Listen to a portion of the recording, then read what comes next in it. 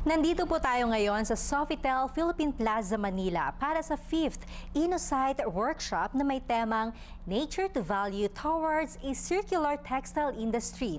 Ang workshop na ito ay sa pangunguna ng DOST Philippine Textile Research Institute at Industrial Technology Research Institute of Taiwan. Kilalanin ang mga taong magbabahagi ng kanilang mga kaalaman para makamit ang sustainable environment at inaasam na zero waste economy na tiyak na makatutulong sa ating bansa. Abangan lahat ng yan dito lang sa DOSTv Science for the People.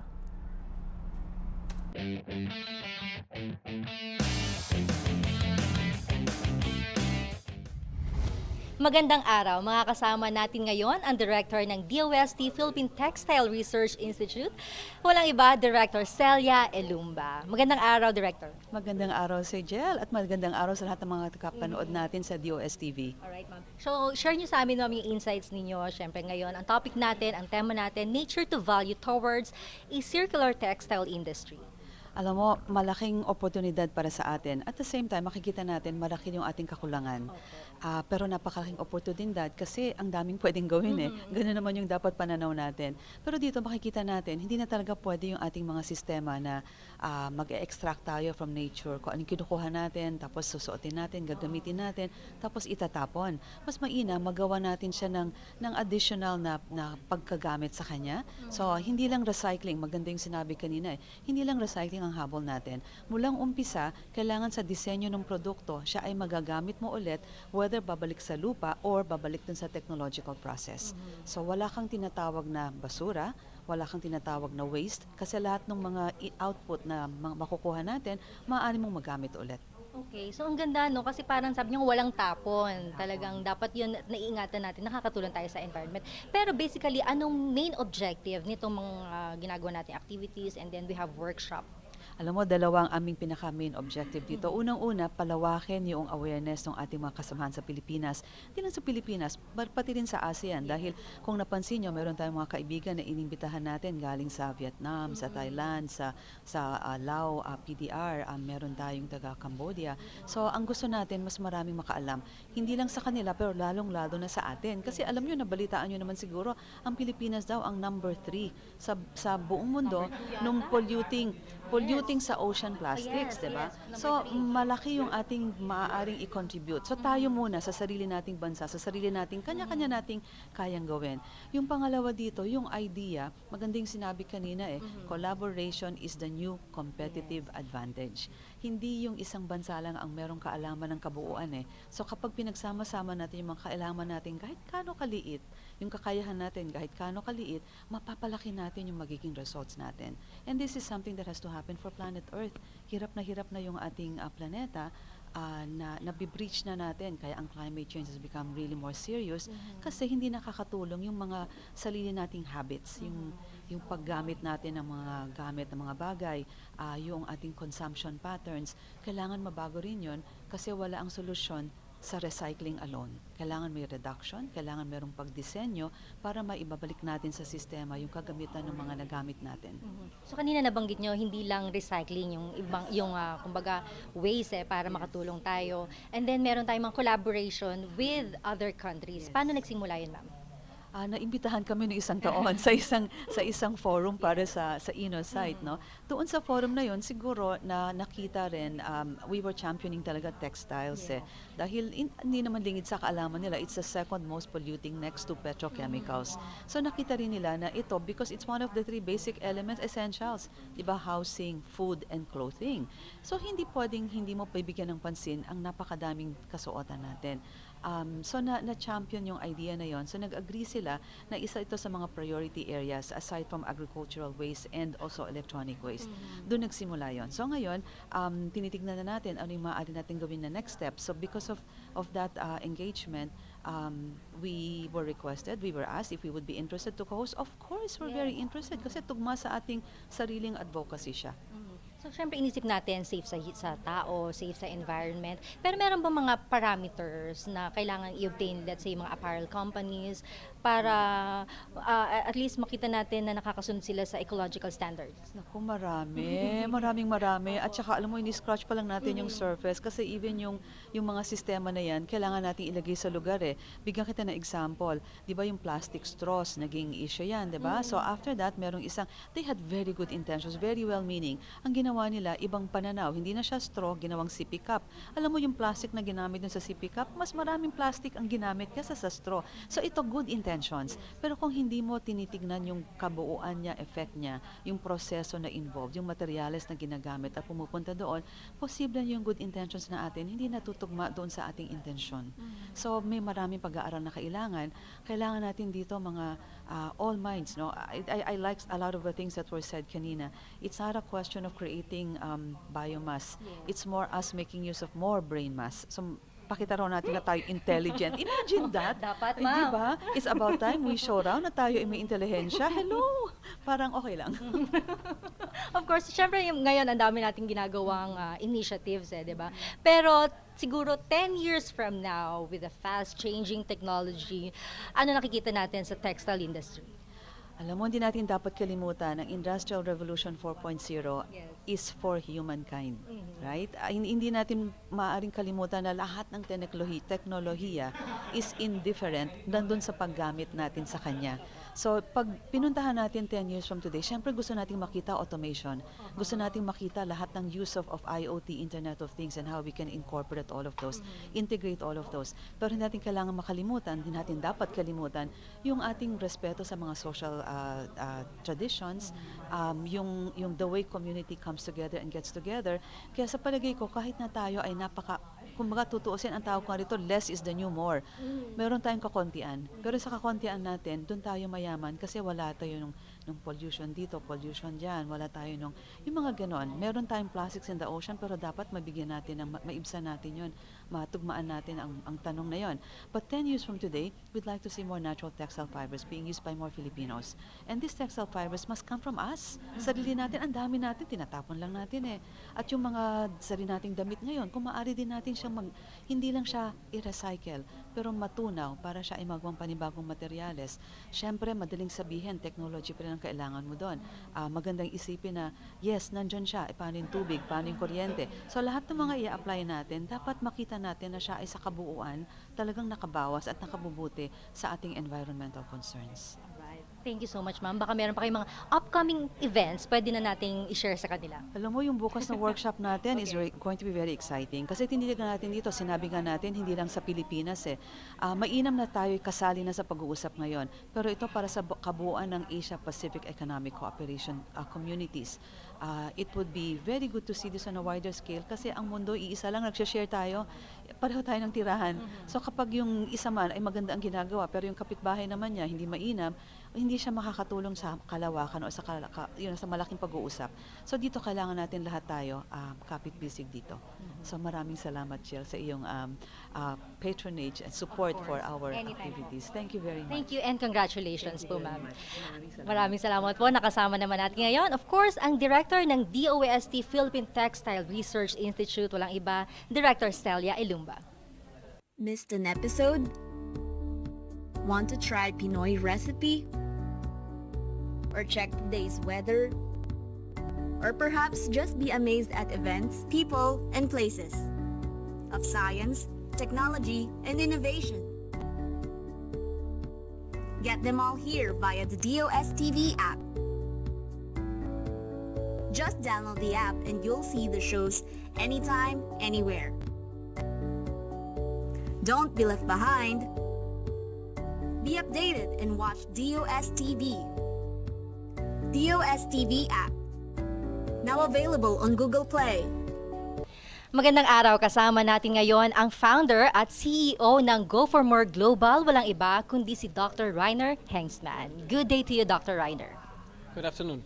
All right. Sir, can you please tell us about your insights on today's topic or theme, to value nature or nature to value towards a circular textile industry? Well, first and foremost, I have to say I do appreciate that finally we have this kind of event in Asia. This is the fourth time within the last 2 weeks I'm attending similar events, and clearly showing the need that we have to do things in a better way to change our behavior. And well, we all know that countries in Asia, and the Philippines definitely amongst them, are part of the polluters, especially when it comes to waste, especially when it comes to plastic waste. And we have a lot of textile which is basically considered plastic. So I do appreciate that finally a momentum is generated here, and leaders from industry, from academia, from civil society are coming together to discuss this. Of course, a lot of issues, and there are some factors to be considered while assessing the compatibility of a textile product to the nature.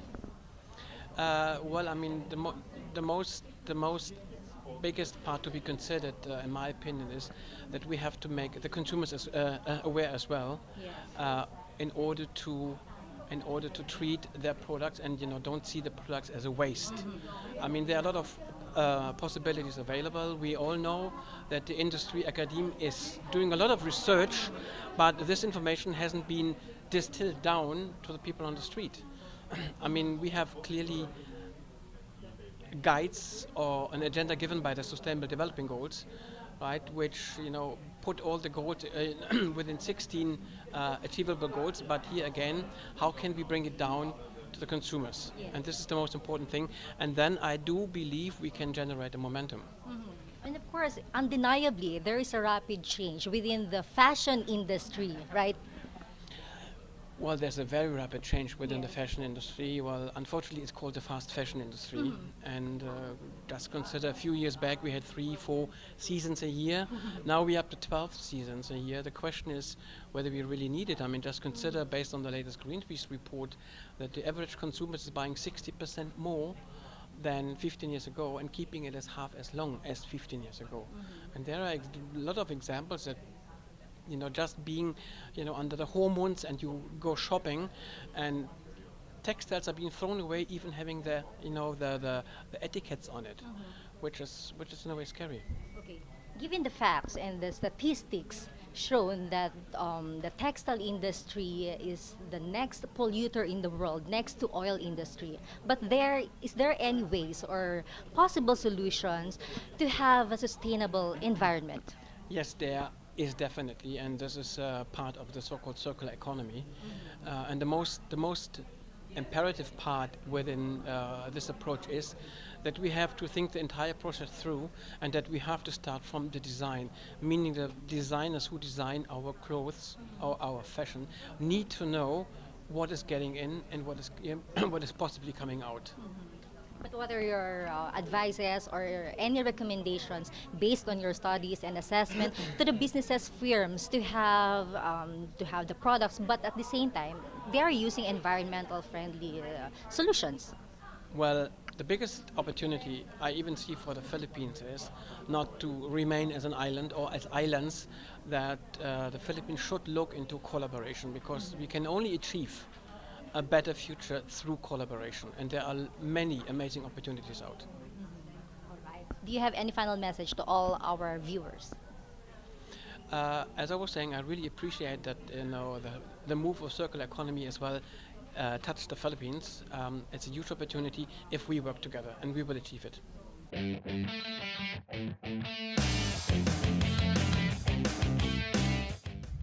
Magandang araw. Kasama natin ngayon ang Program Director ng European Union Framework of the Industrial Technology Research Institute or E3 in Taiwan. Let us all welcome Dr. Guangwei Zhang. Good morning. Good day to you, Dr. Zhang. Thank you very much.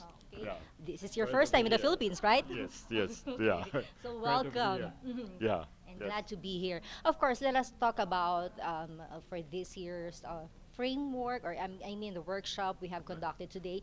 What are the ways recycling to obtain sustainable development? Yes, I think for the recycling, our current practice, I think is not insufficient. Actually, it's insufficient. So when we doing the recycle, I think most important is because there's a lot of waste during the recycle. So we have to think about how to minimize it. And the other thing is often when we recycle, we need to use the virgin feedstocks. So we need to think about way to use less of the virgin material and really recycle the existing one. I think that's more important.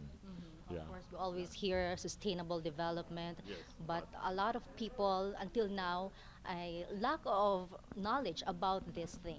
Yeah, often we just actually when we talk about recycle, we think we really recycle it for a long time, but often it's just once, and then we still dump it, and so it's not a sustainable practice. Yeah, yeah. All right, but is there any difference of using this kind of technique or factor if we will use the synthetic products?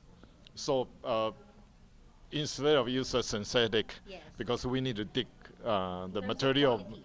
Oh, in terms of quality, at this moment, the bio-based material in general, the quality is actually, that's true, it's a nature, so it's not as good as the petroleum-based one, but we are getting there. As today I mentioned, some of the material we derive from the sugar preform is have a unique performance. It's better than the petroleum-based one.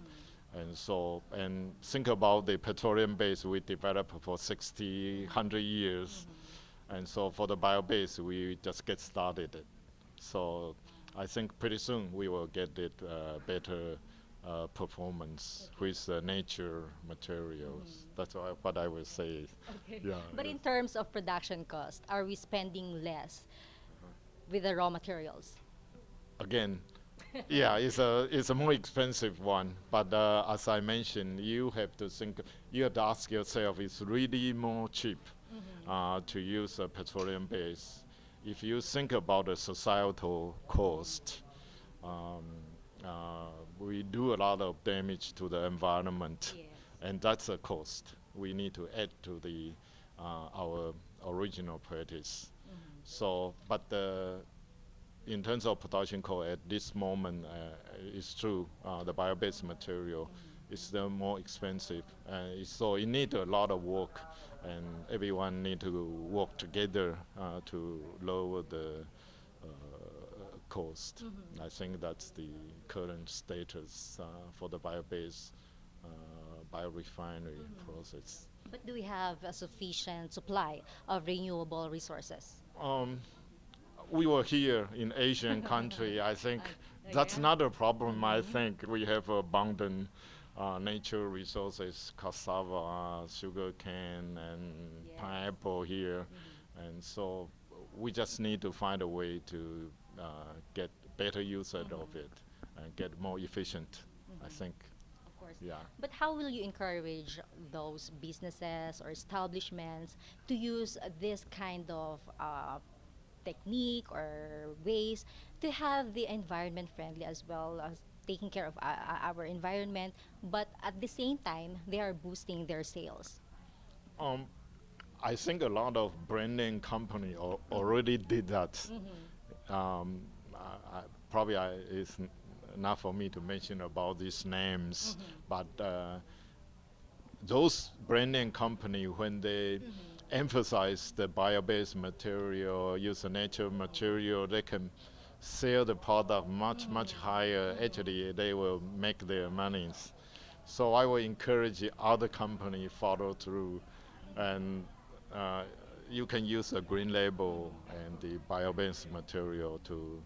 I think consumer getting aware of these issues, and they are more concerned about the environment. So to implement this to your product, I think will make money for the companies. Yeah. So I will encourage the others follow. Yeah.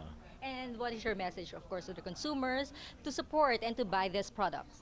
Yes, I think we already feel the impact of the climate change, and I think people here, or even from Taiwan, recently we feel about this, and it is a cost, and so we cannot just do whatever we do before just for our convenience. This will cost lives, and so we really need to think about it, about our environment. Don't just get used to it, and something too convenient may not be good, as this workshop mentioned. Do we really need so much packaging for our bodies? Yes, and let us all be responsible, right? Yes, Thank you so much, sir. Yeah, thank you very much. Thank you so much. That was from Research Institute or E3 in Taiwan, Dr. Guang Weijiang. Thank you very much.